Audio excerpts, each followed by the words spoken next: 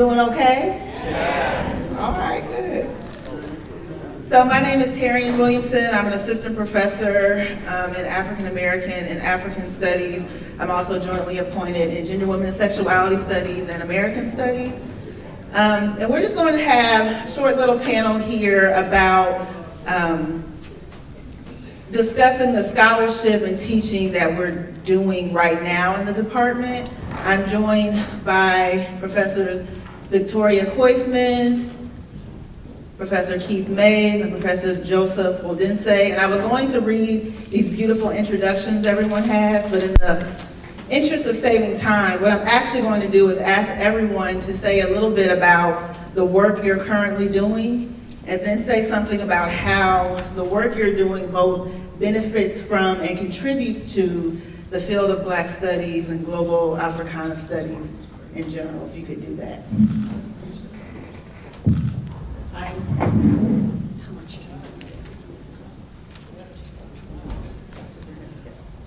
I'm Vicki Coifman, and I am obviously the oldest person on this panel, and probably in the department. And what I am doing now is working increasingly, this has been happening over many decades, but at the max right now, is working in trying to present, I'm an African historian, specifically West and North Africa, specifically Francophone, French-speaking parts of Africa. And I've worked with oral traditions as my primary base. I've been studying the knowledge that has been held through the spoken word, through oral traditions in West Africa, in the savannah, in part of the forest. Sometimes that history is 1,000 years old, legitimately so. And in order to do that work, I had to get my own brain inside of the heads of the people who were taking the risk of sharing their knowledge with me, that I would handle it with some sort of minimal respect, and I hope I've gone beyond that. And now what I do in research and in teaching is trying to present African history from the perspective, as much as I can, of the West African people who have kept that knowledge as their responsibilities over decades and hundreds of years. So that's what I'm doing in my research, in my teaching, etc. And in some ways, I think it's more difficult to do in the age of new ways of communications. In some ways, it's easier because new ways of communications also include the spoken word more in this country more than it has in the past. And my responsibility, as I see it, is to all of the people who had no voice over history, over historical times about their own pasts, or people who have been lied about. Secondly, come my students, and that's my perspective. It's a lot of work in terms of trying to capture the present day culture and ways of thinking and learning of young students here at the university. So that, and through that work, I've also increasingly been involved with studying how the African knowledge, which had been transmitted through the spoken word, including technological information from Africa, has been transmitted into the Atlantic Basin, into the Americas, and to Europe, which is a field that is just about to blossom into, I think, wonderful areas and places. And that's what I am doing in terms of teaching and research. Good afternoon, everybody. It's Professor Keith Mays, and just to briefly tell you about the areas that I work in. I teach in African American history, kind of writ large. Specifically, my research area is the 20th century, post-World War II.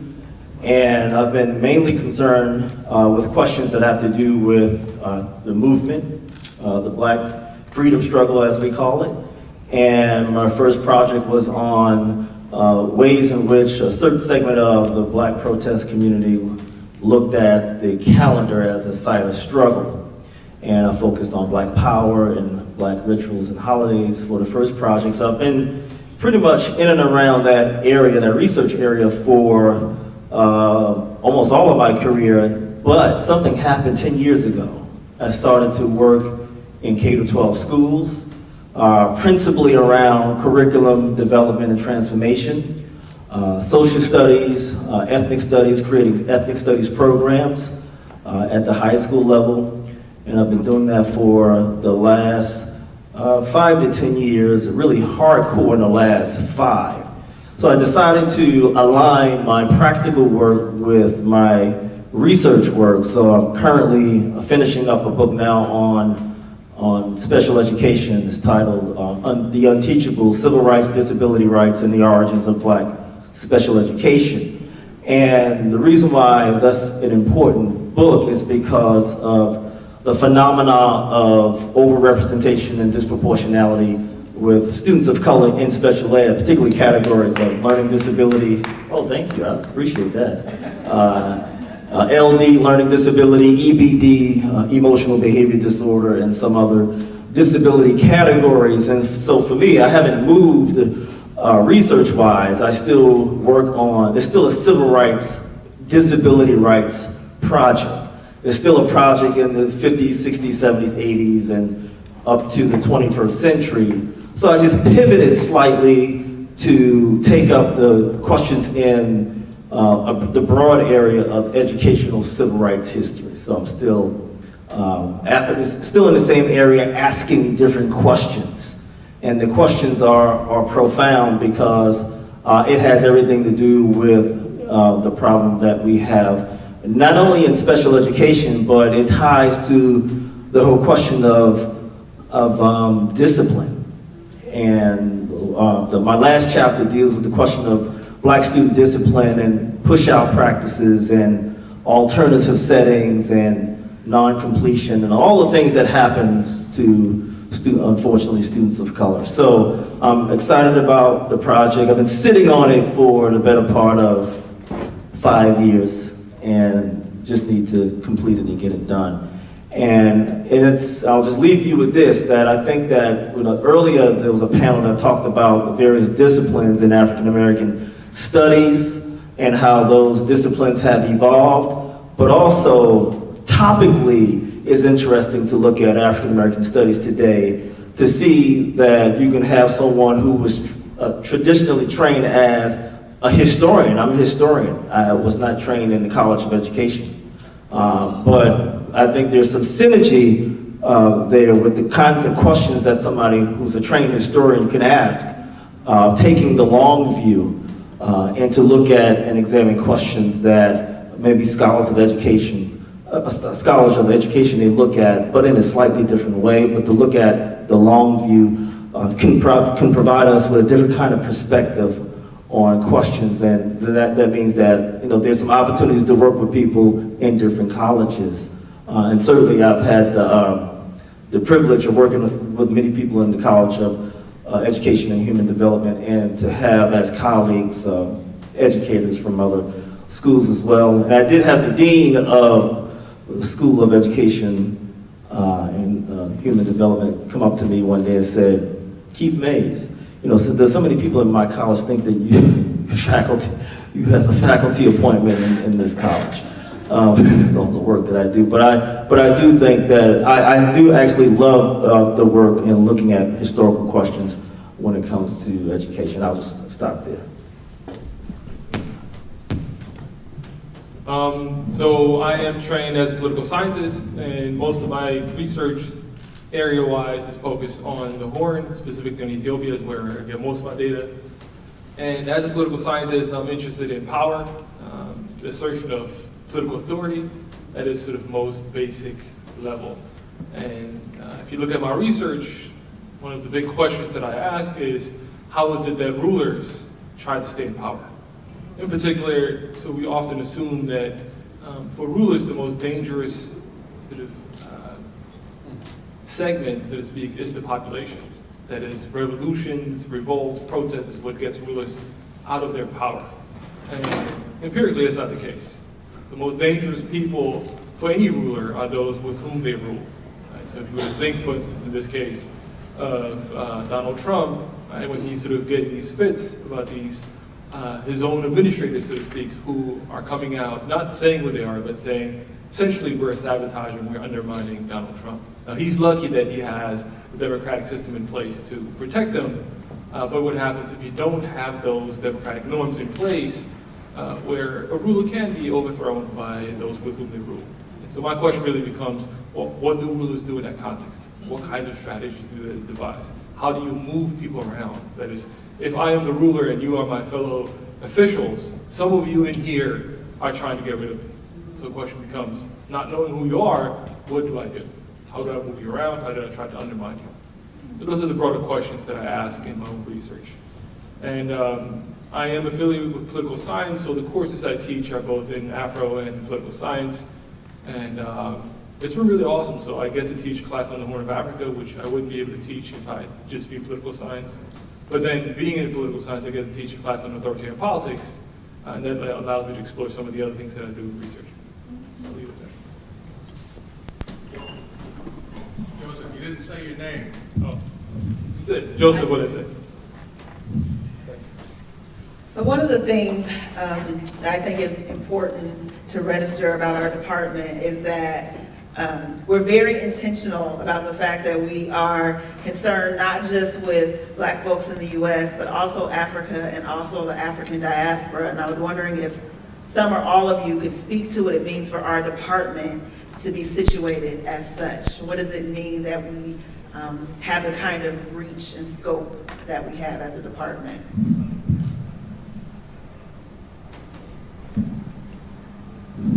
One of the things that I am, just for myself, just very happy about is when I first came here, which was shortly after the Morrill Hall incident, I came here as an historian, but I brought myself and Professor Phil Porter at the time was in the Department of Geography, and we were preceded by Professor Gibbs, who was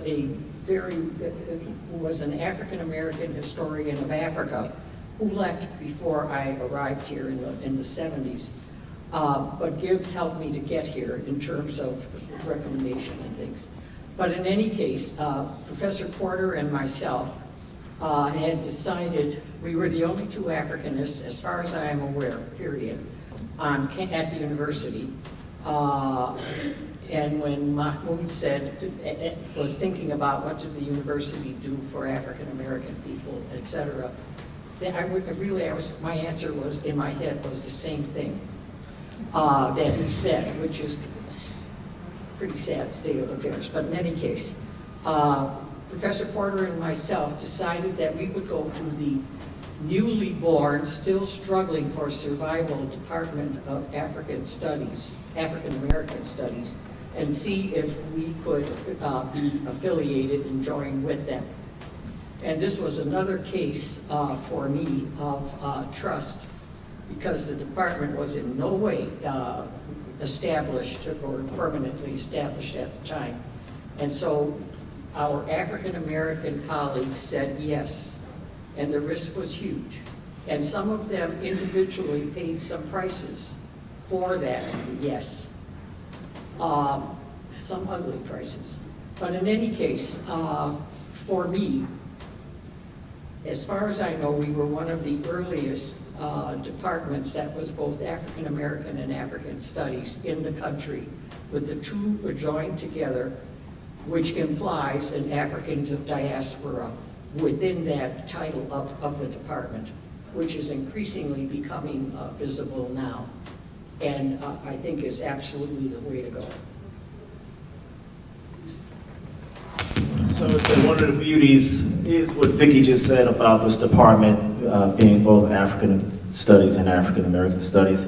There were, and it was said earlier that some really hardcore battles being fought in Black Studies departments in this country, and the recruitment and the retention of people who would swing one way or another way methodologically was important.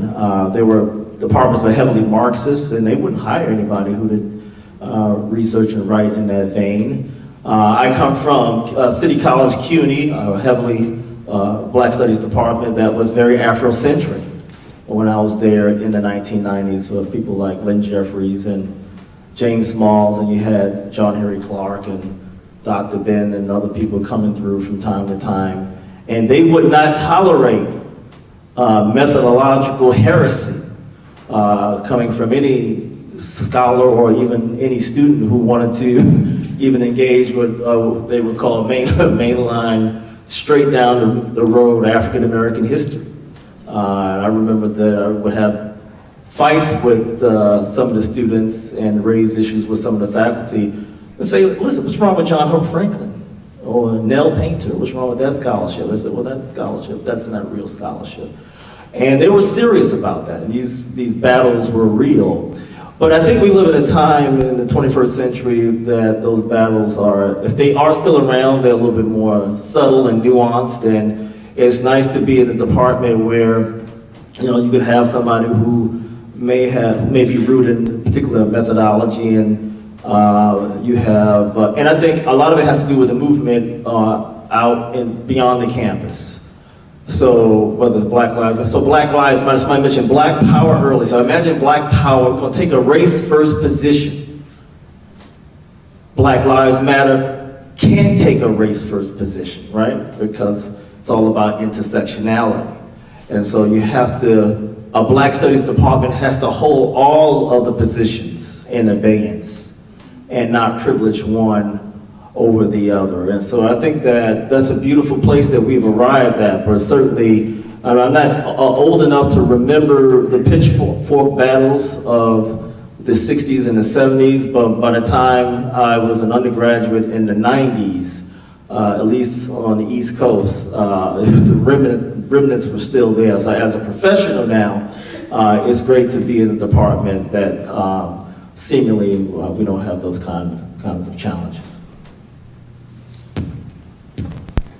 My answer is less sophisticated in terms of just being new as a political scientist instead of now being in the Afro department. And I must say I very much enjoy it, primarily because, as you all know, whatever field you're in, as it's called, discipline, you are conversing with people, sort of like-minded people who try to look at the world in the same kind of way, a similar kind of way. And in so doing, you are able to offer some new insights to the human condition, whatever it may be, whether you're a political scientist, whatever discipline you're in. The problem, however, being is that if you're constantly only within that community, you begin thinking that your way of looking at the world is the only way of looking at it. And for me, it's always nice when I'm around a table and I can look around and say, yeah, what I do is just one way of going about trying to understand the world. And in the most mundane way, oftentimes it's not that easy because you don't quite understand or not able to readily communicate with each other. But on a sort of broader point of view, I very much appreciate that reinforcement for me to always be reminded that, hey, this is one way of looking at it, and there are multiple other ways of looking at it to try to understand the world that we live in. I have one more question I want to ask, but I also want to ready the audience because I think it's important to have a little bit of time for questions from the audience. So if you have something, you start readying yourself for that after this next question. And so the last thing I wanted to ask you all about is clearly as scholars in this sort of university, our scholarship very much informs the teaching that we do.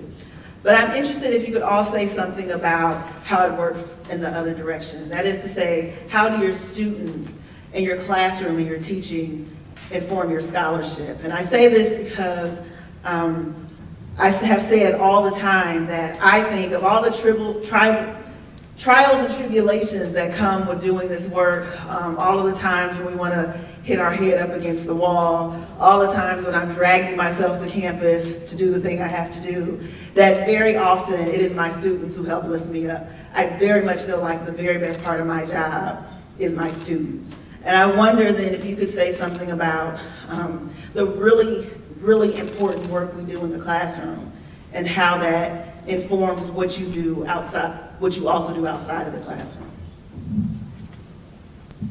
To be very brief, some of the key questions I ask now in terms of when I teach and when I'm doing research, some of those questions and insights have come from students, undergraduate students, not necessarily majors in the African American, African Studies department, but from all kinds of backgrounds.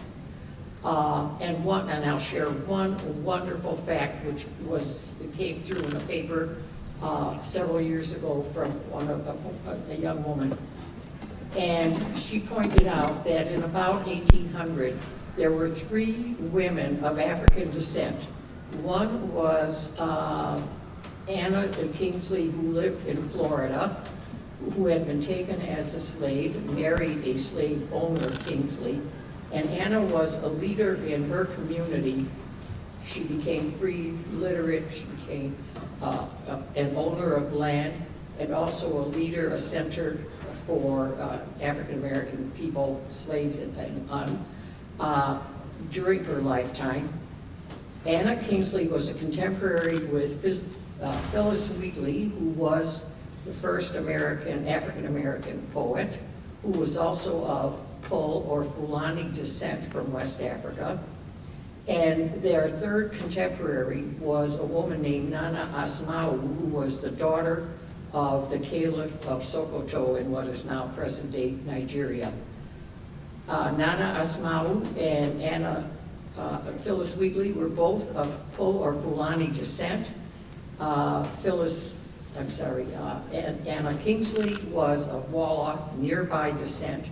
All 3 women, one in the United States, two in the United States, and one in West Africa, were all involved with religion and teaching in their spheres, and were extremely important spokeswomen for their times, and their works and words reached down until the present. This was an observation from a student, which still knocks me out. And someone needs to follow this story about these 3 women. I was thinking maybe I would, but then the student didn't, and I'm not going to because there is no more time. I would say that this is synergy between students and professors' research. Certainly, I think that some of us get jaded by the fact that, well, I'll say it like this, that I've had faculty comment and say, faculty outside of the department say that, you guys have it really good. So internally in ethnic studies, we always feel that we're working at a deficit because we may not have resources to do X or Y. But I think a lot of faculty from traditional departments say that you guys have the students, so we wish we had you guys as students. What they mean by that is students of color. We have a critical mass. Most of our classes are, if not half students of color, half white, maybe 75, 25, maybe even more. And we, in the department, at least I try not to forget how beautiful that is. Because you can find yourself outside of the ethnic studies space and not have fewer students on the one hand and certainly have less students of color. Now, what are the implications for your research? Well, your teaching and your research should align. They don't always, but if they do, the last piece of that is the student in front of you.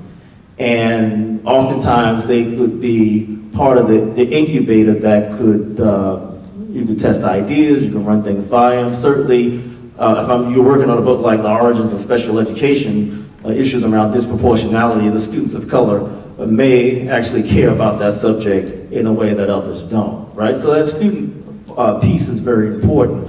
And, it's always, with my career being relatively short, still got some years to go, toy with the idea of not being in an ethnic studies space. I can't imagine not being in one. And a lot of that has to do with the fact that I can't imagine not having those students in front of me. And if I found myself teaching another student constituency, I always ask myself, would I enjoy teaching as much as I do? And I think the answer to that is that I would not. So the students that we have, that we're able to draw, has implications for our work, our research, the effectiveness of our teaching, and maybe even our longevity. You know, how long we are able to do this. I can teach the students that I teach right now, I can teach them till I'm 70, 80, 90 years old if I live that long. If I didn't have them in front of me, I may cut it short. I'm out of here at 60, retiring early. So the students are very important. I can't draw a direct line to the substantive research that I do, but what I will say is that I try to approximate or sort of try to make the two as similar as possible. That is research and my classroom. And when I say similar, I'm talking about the production of knowledge. So when it comes to research, whatever your discipline is, whatever your community is, you are oftentimes, hopefully, engaged in a community sort of rigorously investigating a particular subject matter. And rigorously meaning, you present it to other people, and those other people will offer you feedback, be critical, point out flaws, and so on and so forth. And so that dialogue that you're engaged in, that is in essence, no matter what field you're in, what is at the heart, what is essentially the engine of the production of knowledge.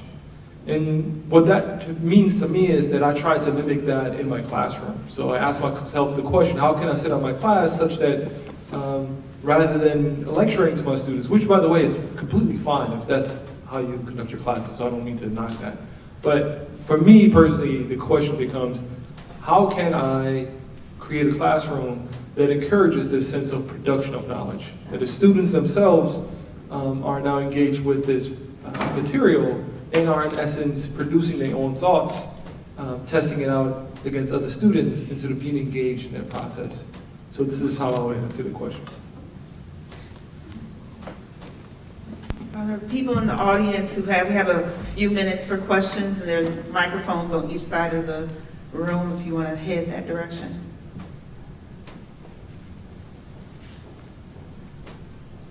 What? Hello, I don't need the mic. What's the likelihood of you all forming a PhD program?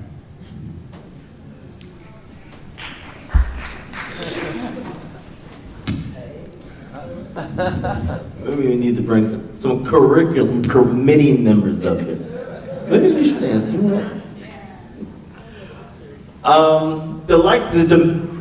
I should say the desire is always there to do it. The likelihood depends on resources, student demand, critical mass of students. We do have a graduate minor, but certainly it's not a PhD, it's not even a standalone master's program. So we would like to do it. The response by the college would be that we would need to see certain things justified to indicate that you guys could actually have one and have a PhD program successfully. But it doesn't stop us from thinking about it and strategizing how we can actually get that done. But it would be nice to have one here, for sure, at the University of Minnesota, if you guys want to comment. Probably the best people to answer this would be Professor Wright and Professor Brewer. Yes. But very briefly, we are still trying, and I've been part of this for 20 years, to get a master's program going. But we need both resources from the institution and we need student support and demand. We're all in favor of it.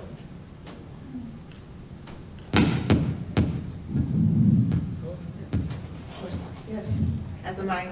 Yep. Oh, well, it works. Yay. So I have a question. With the different sort of fields you're located in and sort of taking Black studies as a transformative movement, it's always a little frustrating that every other way of knowing gets shoved into an ethnic studies department. I at a university, whereas actually like this should be permeating and working to transform curriculum in different ways.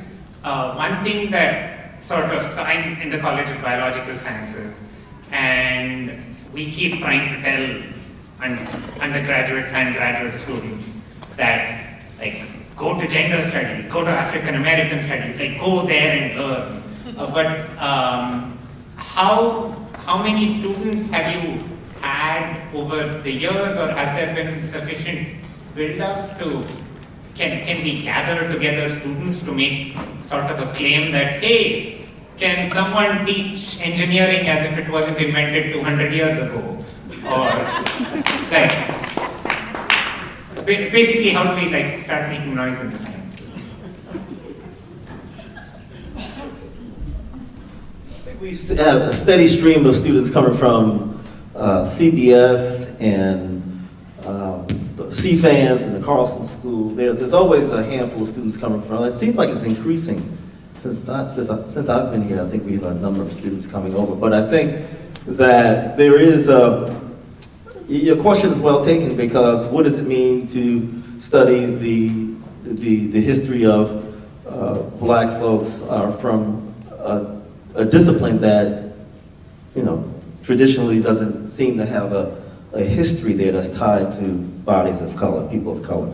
And you can think of areas like public health, or like you said, CBS, whether it's biology, any of the even the hard sciences, and certainly engineering being one, and architecture. So there are, the black imprint on the world covers all of these disciplines. They are in all of these disciplines. And so the question becomes, how do we actually expand black study, or expand student interest? Student interest is there.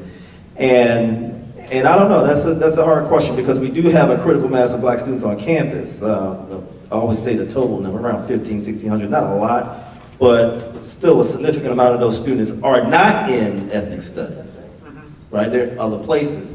A handful do come over naturally, but how do we get more to take an interest in either, at least taking courses, maybe minoring, maybe even double majoring is another thing that we talk about as well. But the potential is there, sure. Can we take both? I think we have two questions. Can we take both of them at the same time and then have you respond to whichever?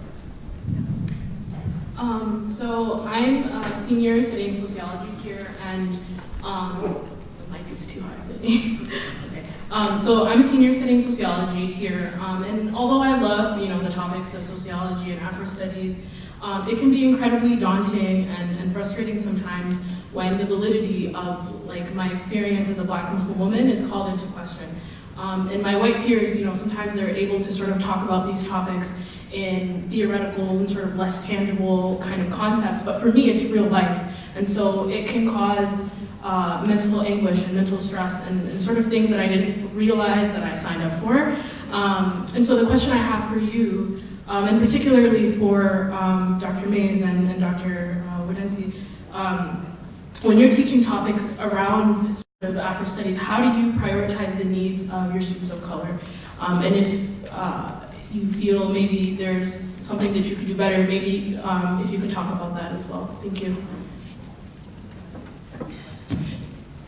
Hi, I'm a senior in high school. I'm in the PSEO program here, so I'm technically a sophomore, but I'm a senior in high school. And I've always envisioned myself going into academia. I've never known exactly what in, but I just had the question of how soon did you envision yourself becoming a part of academia? And what path did you take, if a deliberate path or just you ended up in that? And then also, is it something that you'd recommend, or what would be your tips for taking the path of trying to become a professor or a teacher? Thank you.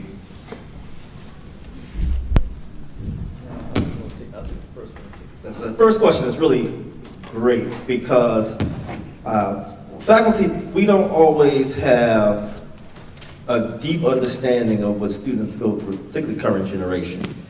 And there's so many different issues, whether it be about a particular experience that is obviously Black, but maybe rooted in a different part of the diaspora, and the experiences that students may have gone through, or their parents. How do you navigate that as a faculty member who also may be part of the same racial group? So race matters, but race may not get you far if the racial experiences are not the same, they don't line up. So how do you actually, there's a learning curve there, right? And I think that as faculty, we have to be open to understanding what that learning curve is all about. And I'm always faced with that with some of my students, because, you know, I may not know the experience well, and I may not know exactly what the students may be going through generationally. And so that's another layer.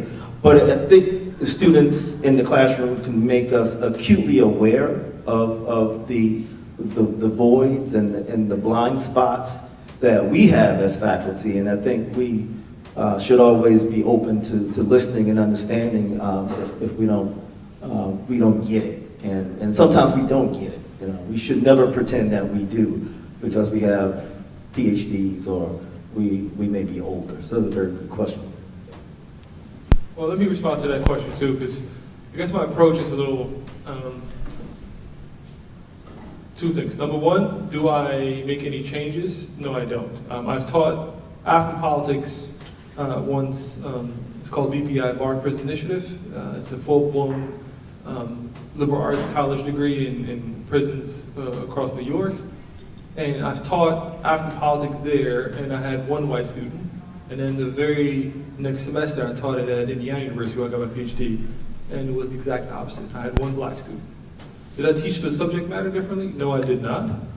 But what I do is insist on the text, whatever it is that we're dissecting, whatever arguments that we're looking at, whether it is sort of a hardcore sort of political science text, or if we're looking at a novel. I very much insist that we remain within that world, that whatever interpretation, whatever dialogue we're having, whatever investigation we're making has got to be rooted, grounded in that text. In other words, you don't get to just siphon, just in my opinion, and sort of go on, but instead, what you say has to be directly in response to what it is we're investigating. We are trying to understand a certain phenomenon, and quite frankly, even for those of us who have experienced that phenomenon, does not mean that we have properly processed it, okay? Yes, I'm a black male. That does not mean I properly understand what it means to be a black male. And so when I have the opportunity to be in a space where we get to investigate that question in a disciplined manner, this is a very unique space. And yes, the teacher has a responsibility, instructor has a responsibility to call out frivolous and especially sort of thoughtless comments. And that's where I see sort of my quote-unquote protection, if you will. Is if someone says something that is not well thought through, then I will challenge you. But that is done in the context of the class, and challenging each other is very much what I encourage. Now, do I always succeed at that? No, I don't. But I try. So that's my response to that question. What was the profession? The profession. Oh, to be a professor. For me, it was very much a personal journey, sort of inquiry. I was born in Eritrea, but I grew up in Germany and then came here. And college was my first opportunity to, again, sort of really on my own, to really try to pursue and try to understand a lot of my own background. How did I get here? Why? What's going on? And in doing so, I was at Bard College. It was very much encouraged for you to do your own work, independent work. And that sort of sparked an interest in doing research. And really what happened was I just ended up pursuing that, not really knowing what PhD is, what it means to be a professor. Quite frankly, I had no idea what even college was before going there. So I couldn't, I think it would be unreal for me to sit here and say to you, yes, I did X, Y, Z, and that's what you should do, and that's not how it happened for me. I very much tried to use that opportunity once I was there to do exactly what you're doing right now. You're in the space, you're asking questions, you're talking to people, and I think that's the best you can do. And realizing that, quite frankly, as humans, we don't have the luxury of looking or sort of predicting where we're going to be 10, 20 years down the road. All you can do is to sort of say, okay, here's where I'm at right now, and what is the sort of next step that I would like to take? And then you explore it and see if that's something for you. And if it's not, that's just fine. If you don't want to go into academia, that's just fine.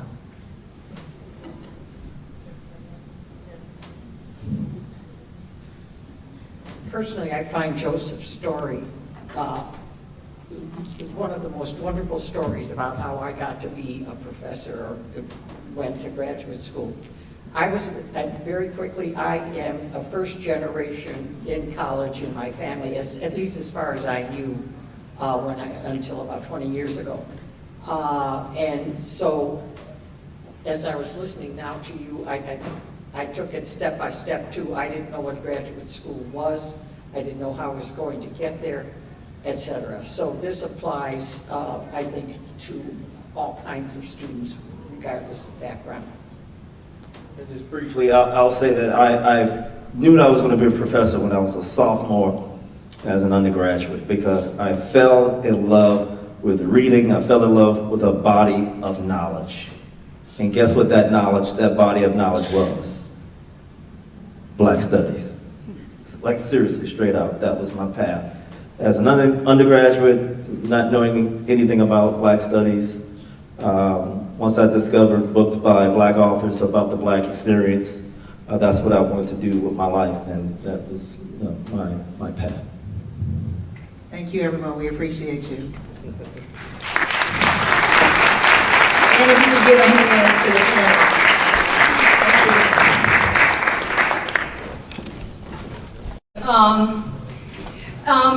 Gives me great pleasure to introduce our next speaker, Professor August Nimtz. And just before that, let me talk a little bit about my work, because it does have a lot of connection with what Professor Nimtz is going to be talking about. My name is Njeri Githire. I'm a cultural studies scholar, and I look at cultural production from Africa, the Caribbean, and the Indian Ocean.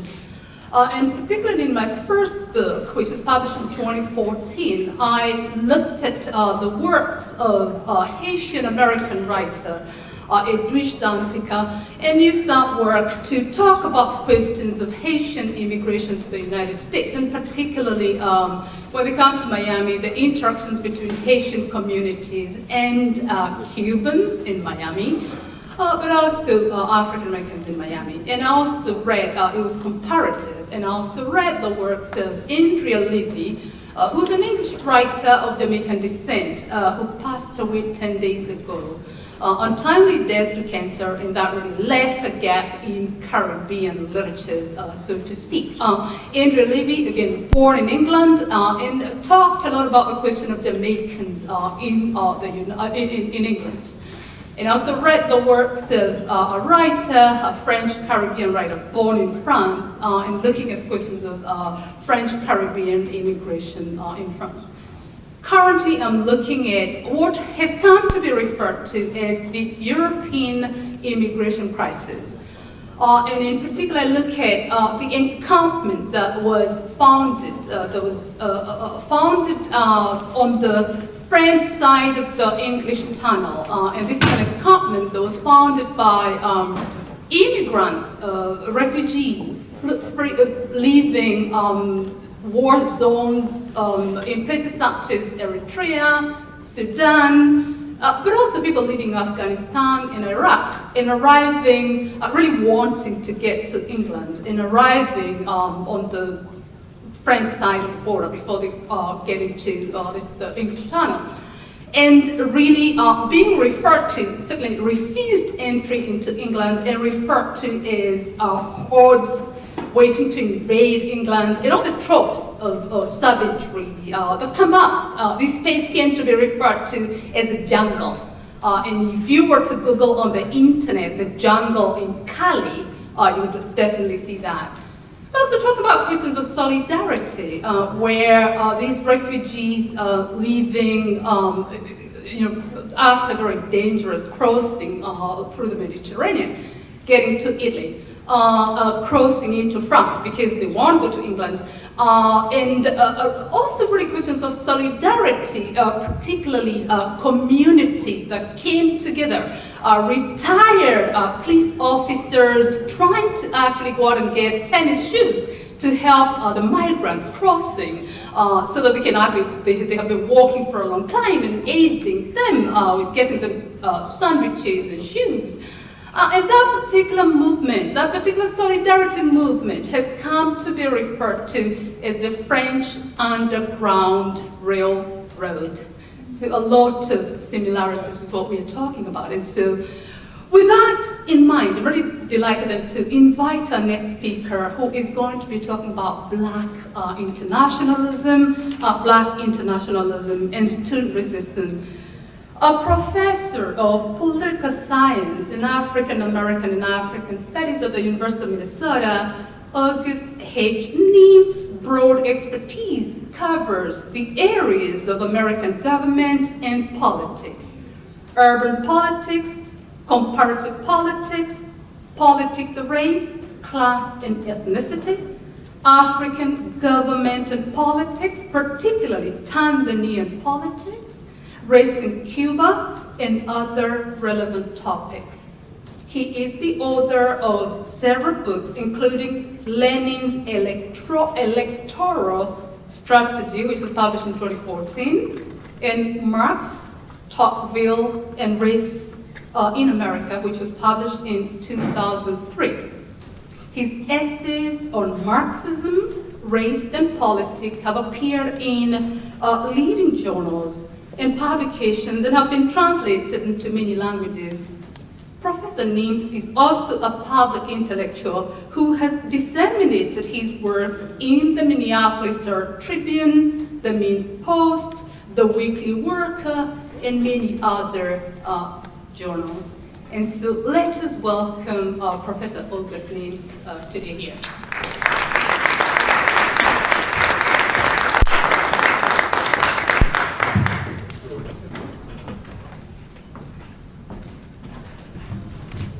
Thanks very much, Njeri, for that introduction, and I want to thank my colleagues in the department for inviting me to be here and to share some thoughts and opinions with you.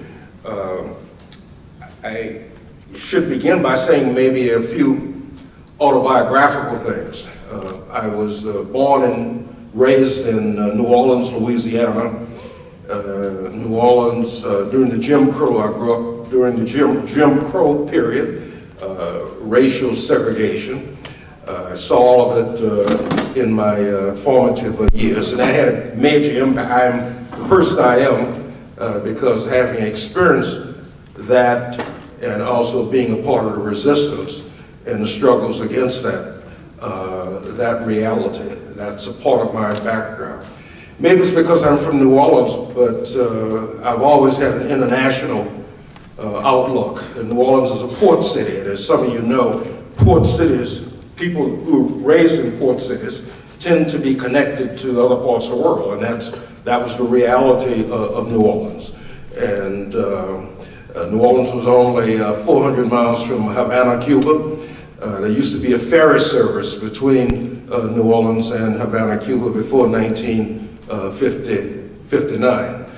My family was very much a part of the New Orleans international scene in terms of jobs, working at the docks, working on ships, working on the railroads. All of that was a part of the connections that I grew up in thinking about the larger world. Also, too, it was a real relief for me as an African American to realize that while, yes, we may be a minority within the United States, but we're really a part of a larger world. In fact, most people in the world look like us. And having that sense that you are part of something much larger, I can't tell you how important it was to me in my identity. My family was very political. Both my parents were activists in the labor movement and also in the civil rights movement.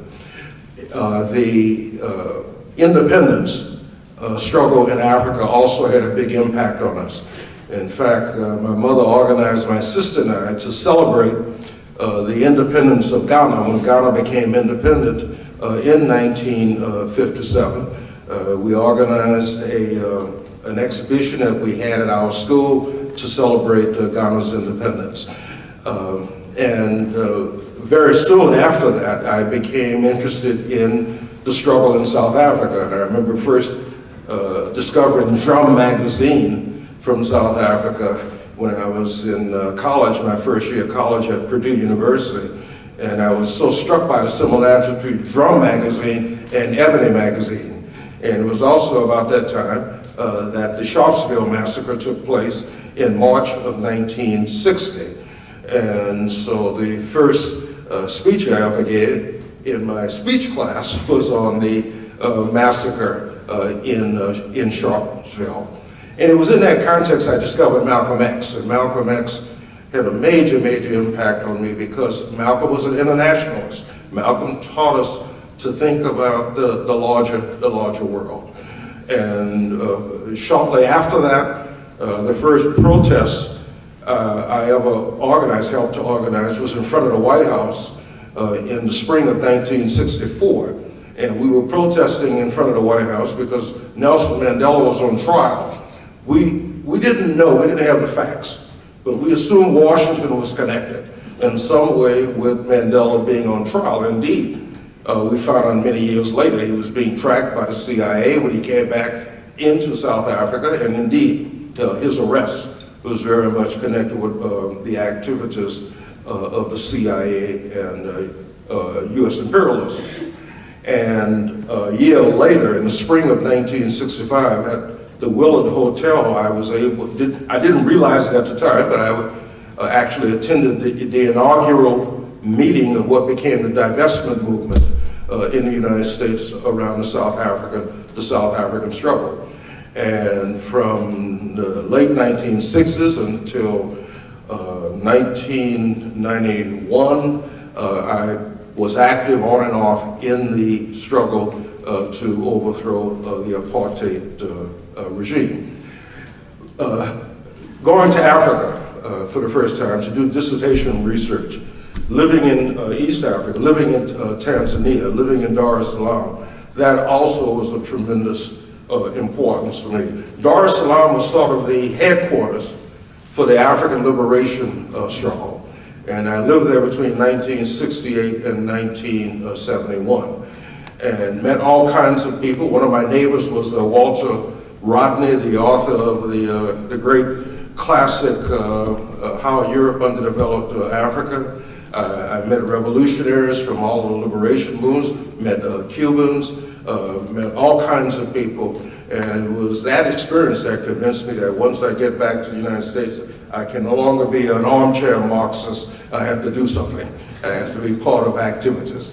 And so I'm very much the product of that. I'm an internationalist through and through. And I look forward and answering any questions or having a discussion with you about how internationalism has affected the struggle, the black struggle, and student black struggle in particular.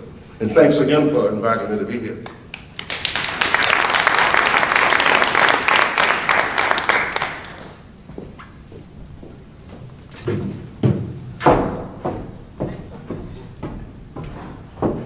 So we're going to, Professor Githire, why don't you join us up at the dais? We're going to use the next 20, 30 minutes to really have an open conversation, discussion, questions that you might have. I don't know if there are panelists from the earlier panel to join us here, but there are two mics. Professor Nimtz has a plethora of knowledge, and we're going to take a little time to talk.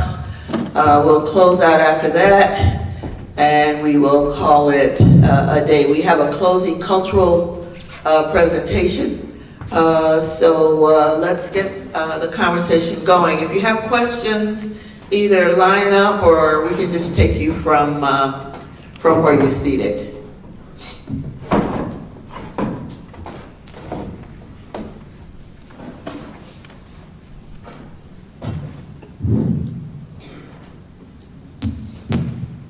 One thing I forgot to add regarding my own activities is the work I do around Cuban solidarity, activism.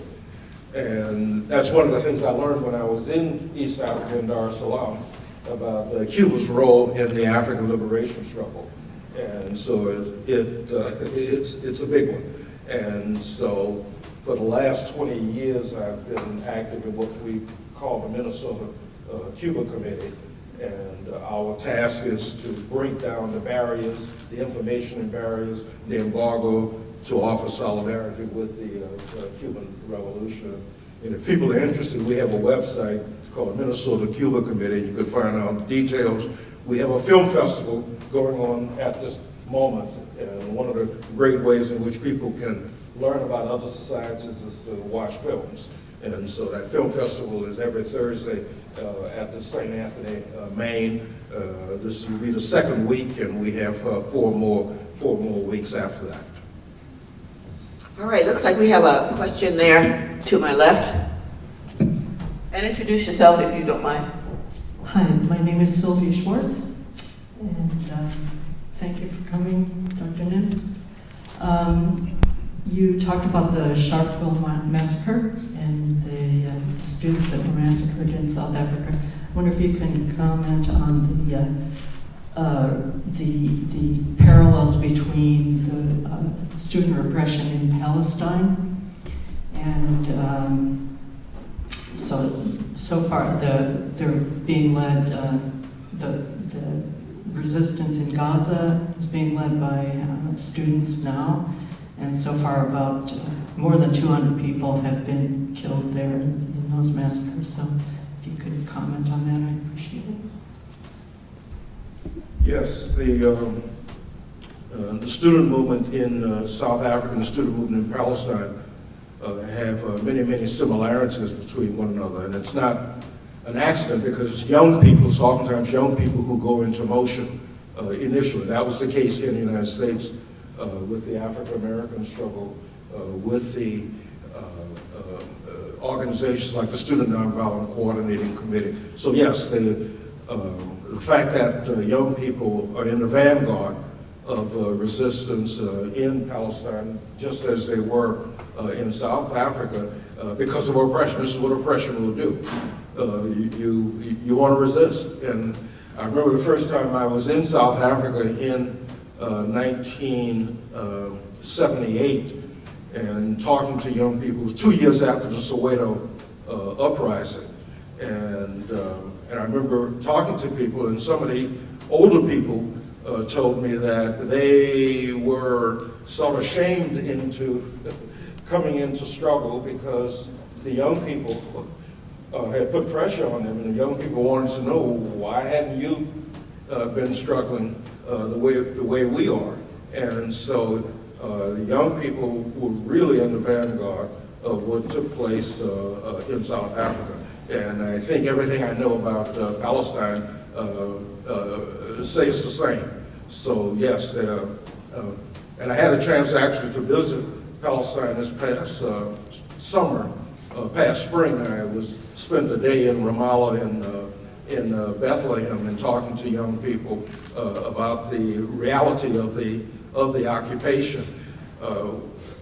One thing that struck me, I'm not sure that the term apartheid actually does justice to the reality in the occupied territories. Comparing what I saw in South Africa in 1978 and what I saw in the occupied territories on the West Bank, what was so striking was the physicality of the occupation on the West Bank, which that wasn't the case in apartheid South Africa. The checkpoints where you had to wait in line to get out of places like Bethlehem and in Ramallah. In South Africa, that was the last thing the regime wanted to do, is to make it difficult for you to get out because they needed your labor. It was exploitation of black labor.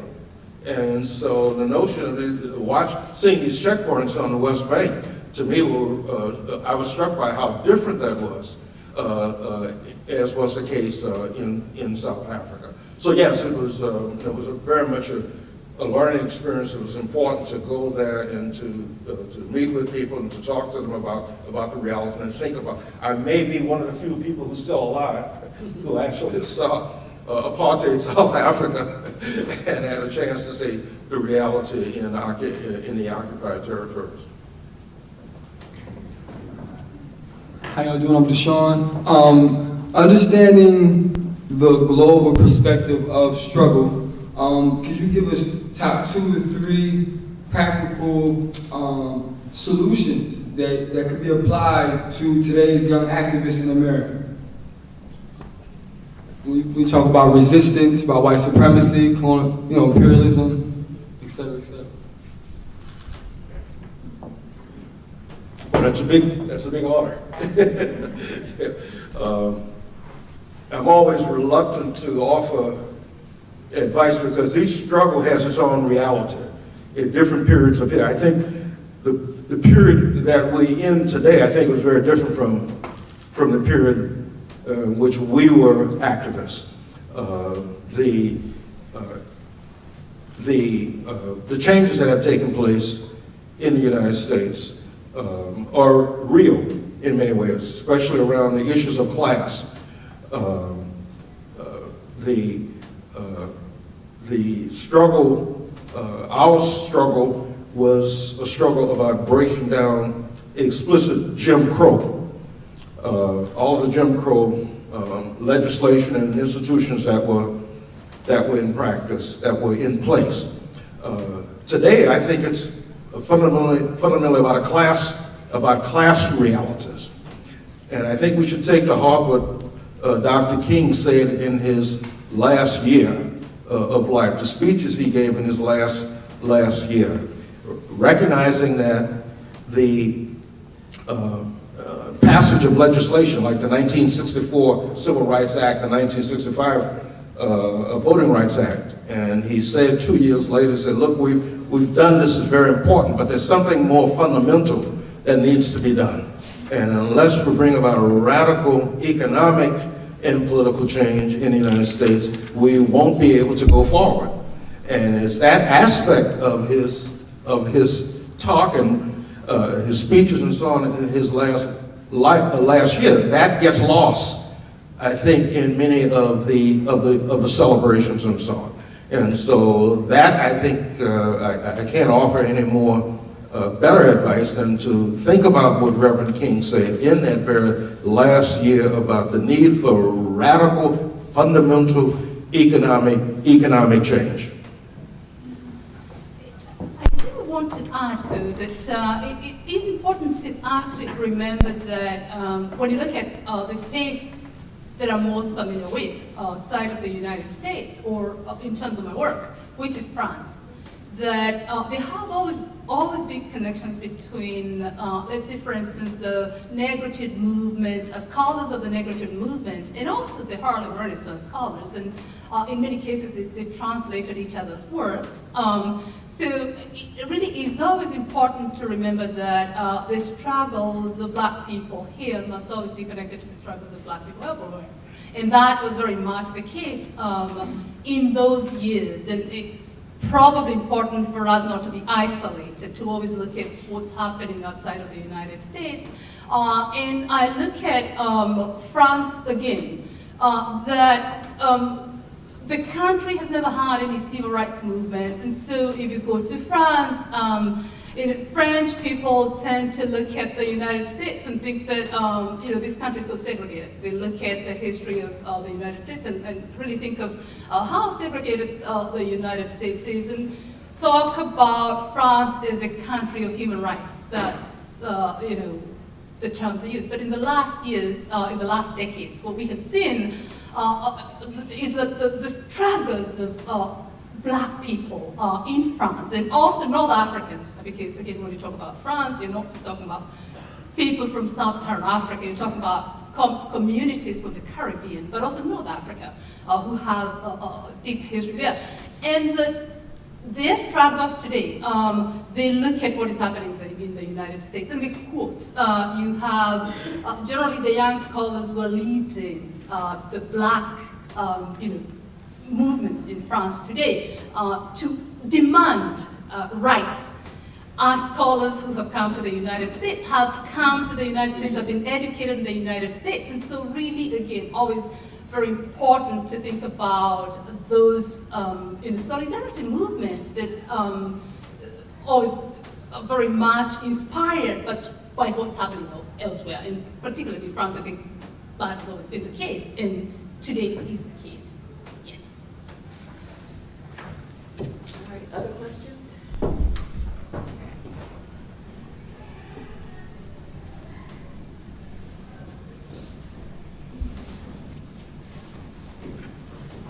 Peace and blessings.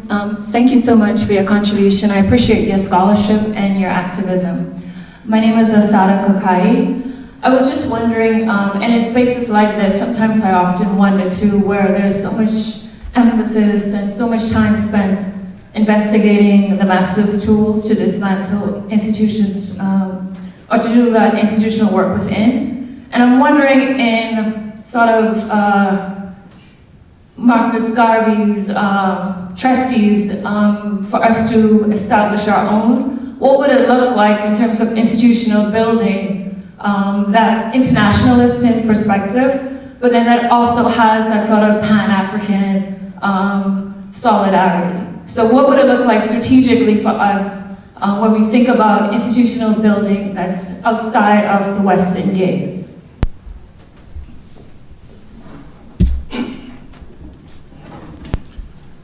One of the things that was transformative for me was leaving the United States and living in Tanzania for 2 years, between 1968 and 1971.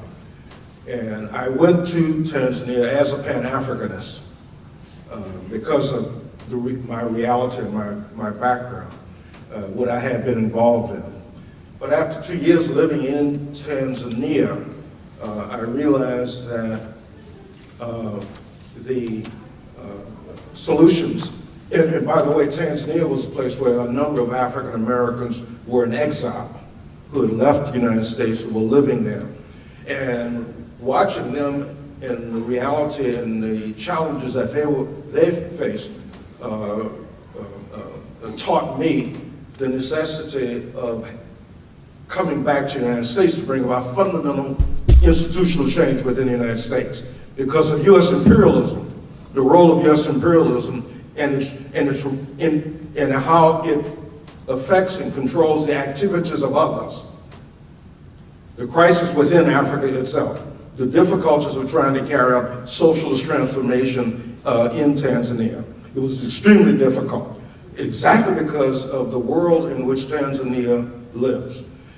And so for me, that lesson was to see the world as the unit of analysis rather than a particular continent as the unit of analysis, to look at the interrelationship between the different segments of the world, to see ourselves as a part of this larger reality. And it's exactly because of the role of Washington, the United States, and how it impacts others and subjugates others and so on. I felt I had a special obligation to come back here to bring about fundamental change in the United States. That to me was the institutional lesson for me. Thank you very much.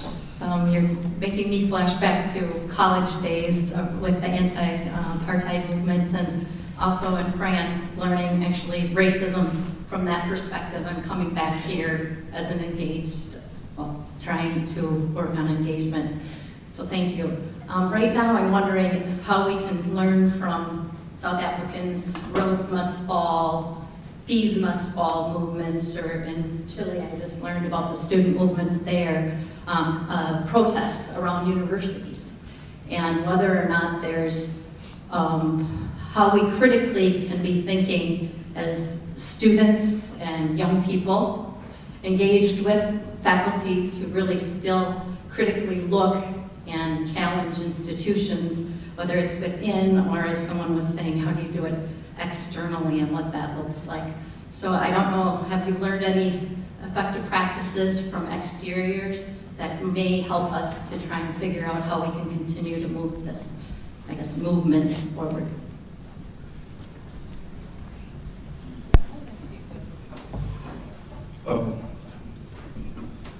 Well, I think the thing I've learned in looking at the global picture and thinking, say, for example, the Cuban Revolution, people like Fidel Castro, who came out of the student movement on campus. He was a real student leader. That's how he became political, through student politics. But he realized at a certain moment that the University of Havana was not an isolated institution. It operated within a system. The system, the larger reality within Cuba. And that while the University of Havana may have allowed for political space, you could do political work on campus and so on, but that was isolated from that wasn't the larger reality within Cuba.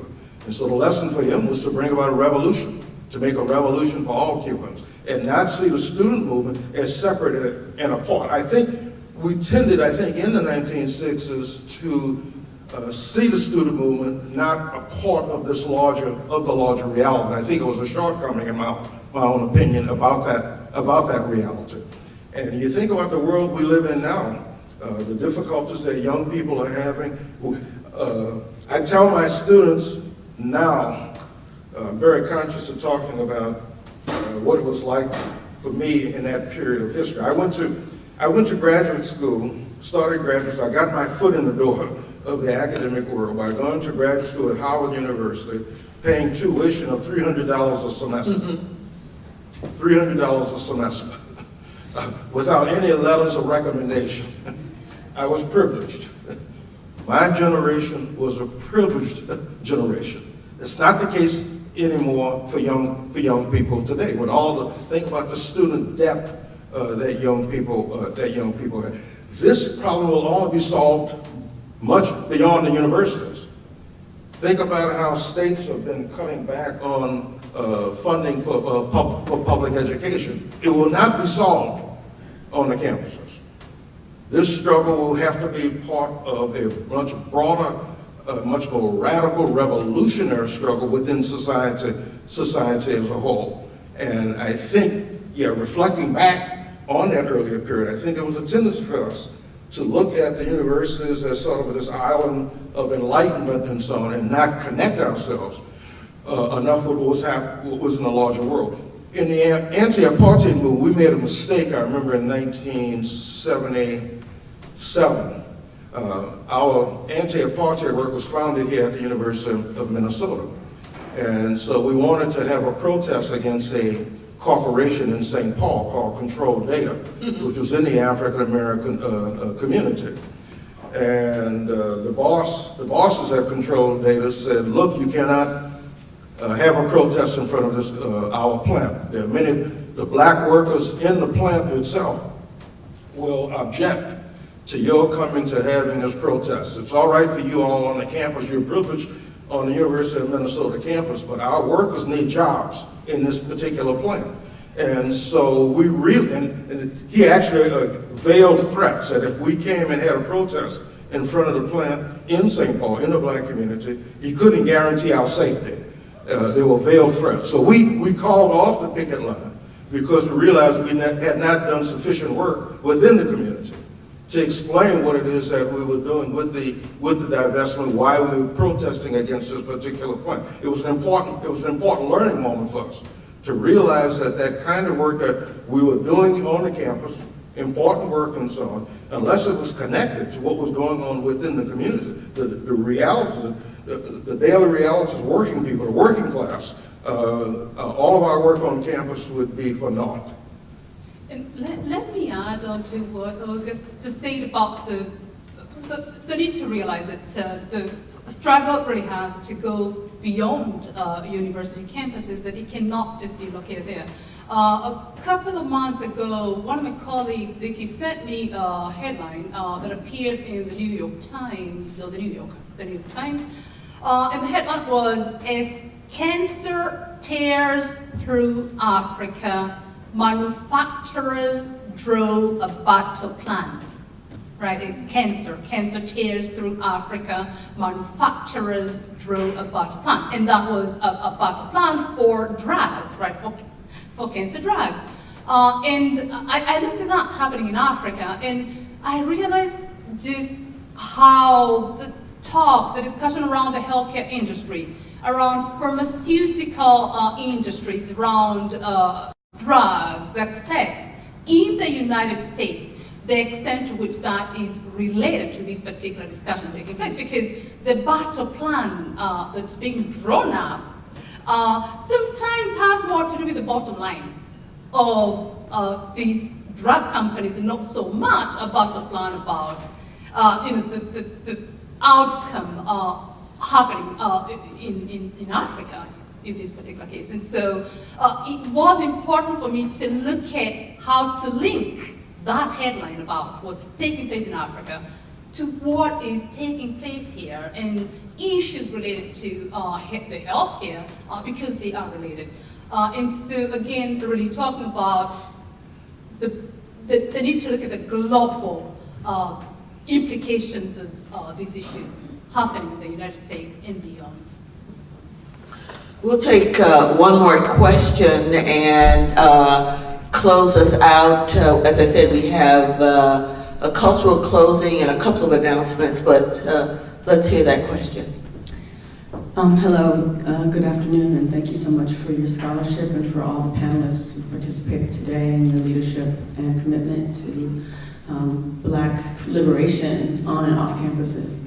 I am curious about Professor Nimtz and both of professors here looking at the intersections of economics, Black global struggle. My father was from Tanzania, and I know that they've had a challenge in continuing socialism in that country. My interest here, because I'm also in deep solidarity with indigenous people, the Dakota people, the Anishinaabe of this land, and looking forward globally in solidarity with the earth itself.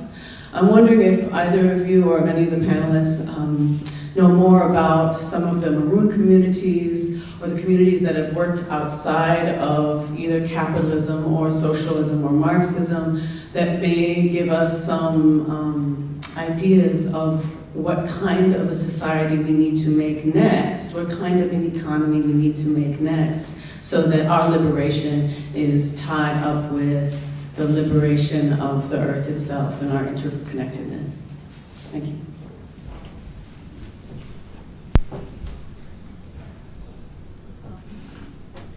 Well, I'll weigh in, help our panelists out. As you well know, I think if we think about the current generation and the struggle that is going on now, that particular orientation is really at the center of a lot of the imagining, a lot of the thinking, and the language of solidarity economy, the language of cooperativism, the language of communalism.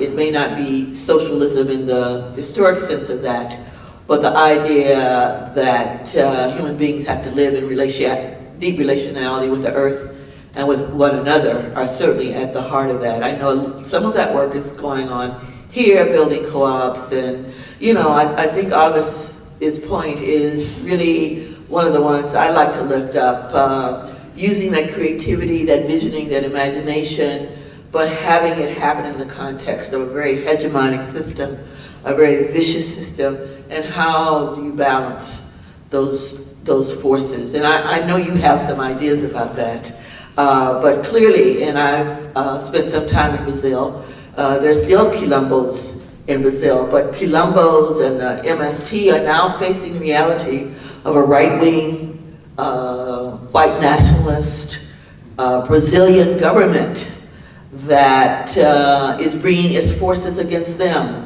So we do have a global, very broad-ranging, humanistic struggle that has to move in concert, I would say, against the existing order, while imagining and also simultaneously creating the world we want. It's not an easy proposition. I don't know if y'all had anything else to say about Yeah, that. Again, I lived in Tanzania between 68 and 1970. And it was at the height of Tanzania's socialist experiment. And it was very instructive for me. And the main lesson I came back from the Tanzanian experience is that to learn that there's socialism and then there's socialism. There's socialism and then there's socialism. I say that today thinking about our president, who's now on a campaign to educate us about socialism and what socialism is. Extremely important that we think about it. And I realized, that what was being constructed in Tanzania was not what was being done in Cuba. The Cuban experience to me was the lessons of Cuba for me helped me to understand the realities in places like Tanzania. By stepping out of the African scene and looking at the larger world, I had a better understanding of what was taking place within Africa itself. So yes, looking back on that period, the lesson for me was that the idea that you could maybe think you could build quote unquote socialism in one country and not be a part of the larger world, no, that doesn't work. That's what I took away from my Tanzanian experience. Thank you. Is Mr. Duncan here?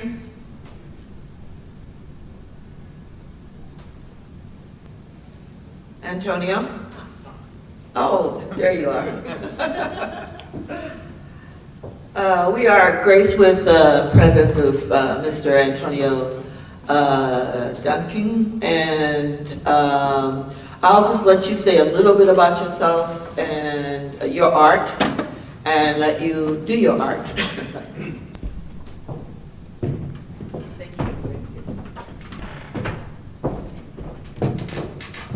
Can y'all hear me okay? Yeah. Dope. So, my name's Antonio Duke. I'm an actor. Did I call you Duncan? My apologies. Yeah. I'm an actor and playwright. I'm going to perform an excerpt of a one-person show that I performed at the Githire Theater last year.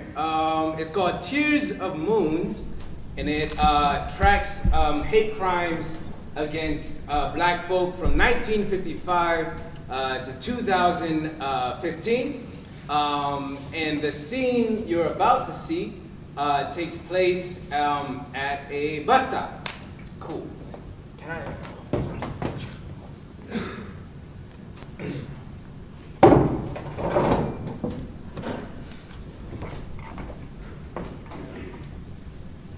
One moonrise.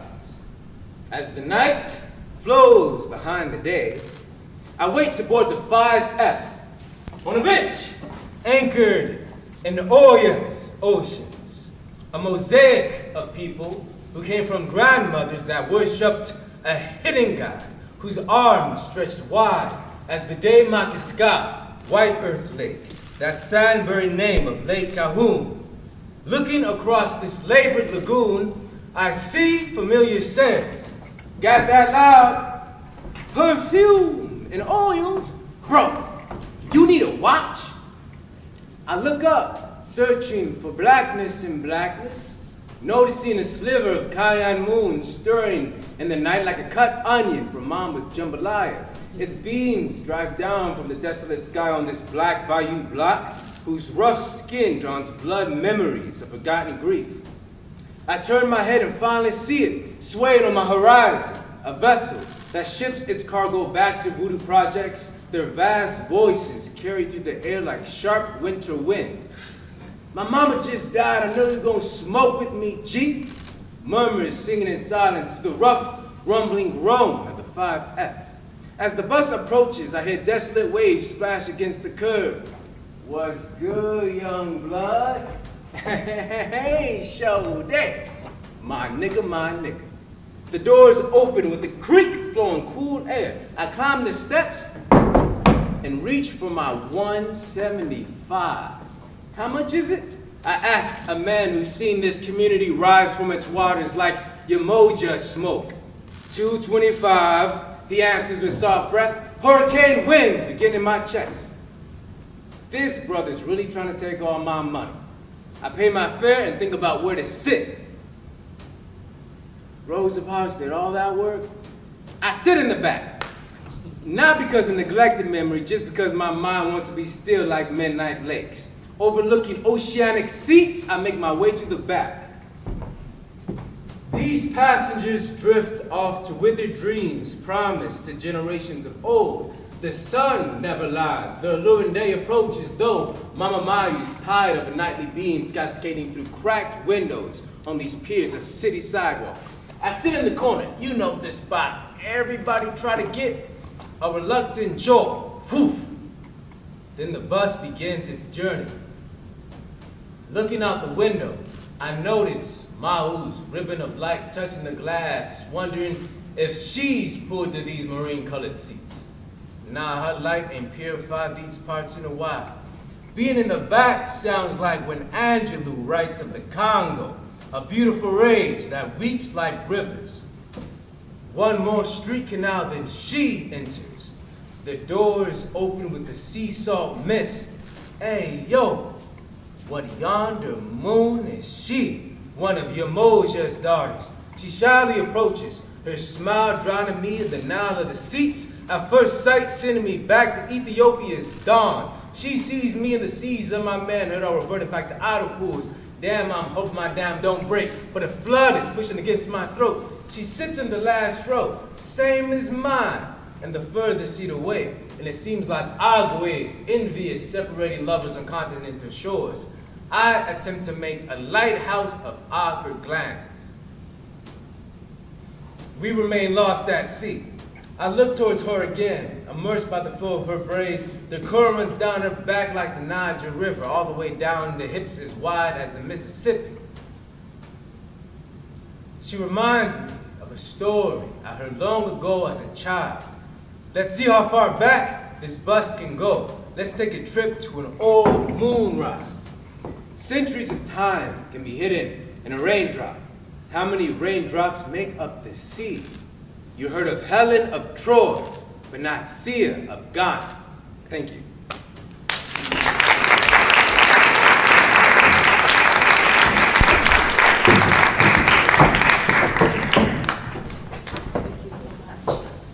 And let's hear it for our panelists.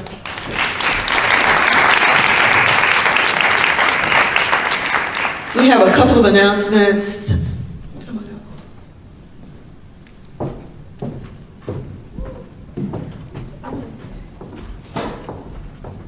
Hi everyone.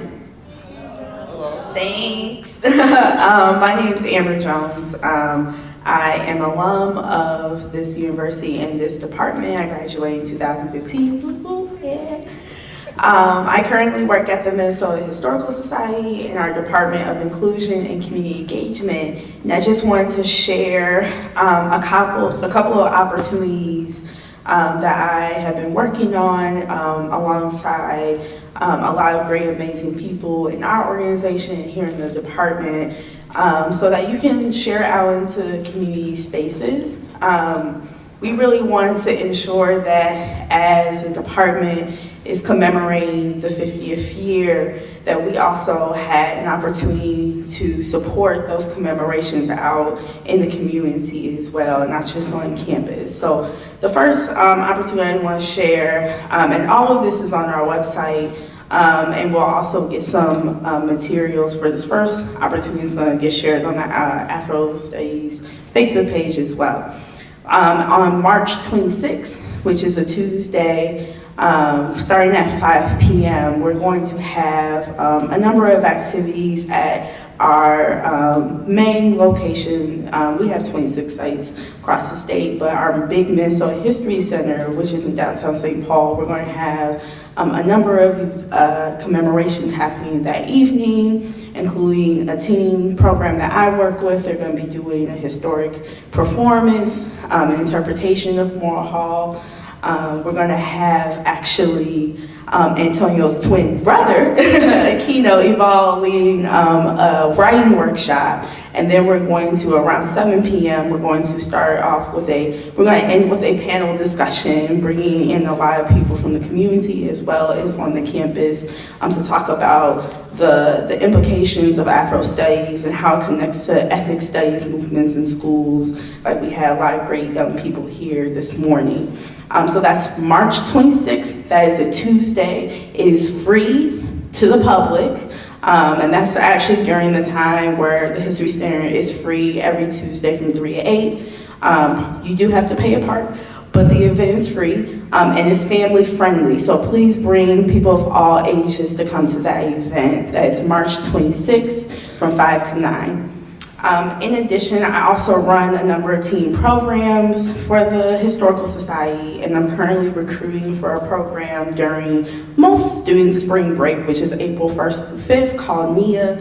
It is a community historian program that is really focusing on highlighting, celebrating the historic arc of African Americans in our local community. So students will be doing a lot of excursions to different places in the Twin Cities that have historic roots in our history as far as Black folks here, including they'll be doing some time with our Afro Studies department that week. And so that opportunity, and all of our opportunities for teens are paid. And so we have on our main website, which is MN for Minnesota, MNHS.org. If you go under our About tab to internships, you can find the high school opportunities and apply. I had some flyers earlier today, but I think they got snatched. That's an easy way to find all of our opportunities, is going to MNHS.org. Or you can come find me before I leave. I can leave you my card if you want to connect about those opportunities. So let's continue to bring this great energy out into our community spaces and be able to use these opportunities to really bring some impactful knowledge, wisdom, and opportunities to everybody, including our young people. Thank you.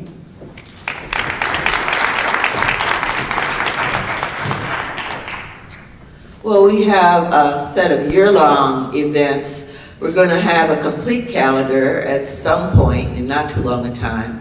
But the next event you might want to put on your calendar as a save the date is happening April 25th. It will also have a teaching format, and we'll have Professor Barbara Ransby, who's been writing about Black Lives Matter movements and the movement for political struggle in today's world. She's a professor at the University of Illinois, Chicago, and is past president of the National Women's Studies Association. So we'll be lifting up one of the activists whose name you might have heard, but played also a very vital role in the struggle of the 1969 takeover, and that's Miss Anna Stanley, who spent a number of years with Heart of the Beast, I believe. And so we're going to have some programming built around art and politics. And it's also a day that Gender and Women's Studies Department will be providing some recognition to their students, and will be co-sponsoring some of our events. Into the summer, I've already mentioned the National Conference, Free Minds, Free People, which will be here from July 11th through the 16th on this campus. And into the fall, there will be a student symposium put on by graduate and undergraduate students. Early October, we'll have overall gala event November 1st, and a closeout teach-in November 20th. No more winners for me, that's for sure, in terms of program planning. Just want to say how much I appreciate y'all being here today. Some of you have been here since this morning. Very much, very much appreciate that in this hard, cold day that we've been a part of a very vibrant and exhiberating set of presentations. So thank you so much. I don't know if there's anything else in terms of announcements, but drive safely. Be with us whenever you can, and I would say, as always, onward. Thank you.